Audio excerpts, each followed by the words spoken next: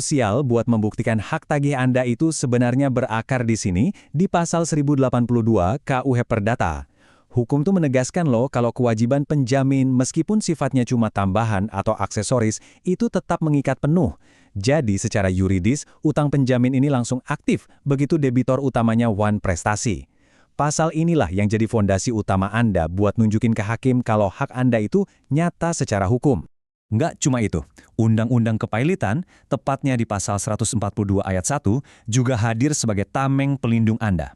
Aturan ini ngasih kepastian kalau kedudukan Anda sebagai kreditor penjamin itu dilindungi secara eksplisit.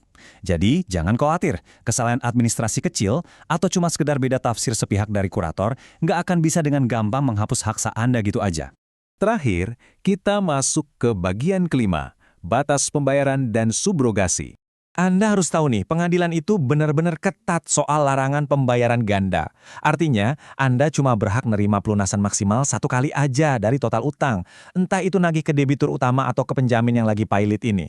Tujuannya simple, biar harta kali bodil pilot nggak terkuras habis buat satu pihak doang, yang nantinya malah merugikan kreditor-kreditor lain. Ada satu jurisprudensi penting, yaitu putusan Mahkamah Agung yang secara brilian nunjukin gimana hakim menyeimbangkan keadilan di kasus macam ini. Lewat putusan ini, tagihan dari kreditor penjamin itu diakui, tapi sifatnya bersyarat. Gimana tuh maksudnya? Ya, Anda cuma bakal nerima pembayaran dari harta pilot penjamin khusus untuk sisa utang yang belum bisa dibayar sama debitor utamanya. Benar-benar adil dan mencegah keuntungan ganda yang melanggar hukum. Terus gimana dengan si penjamin?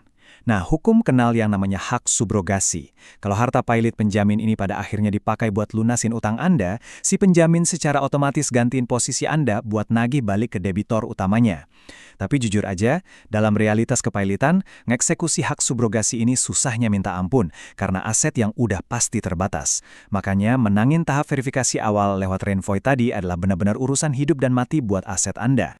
Sebagai penutup sesi bedah kita kali ini, saya mau ajak Anda buat ngecek lagi kontrak dan dokumen hukum yang Anda pegang sekarang.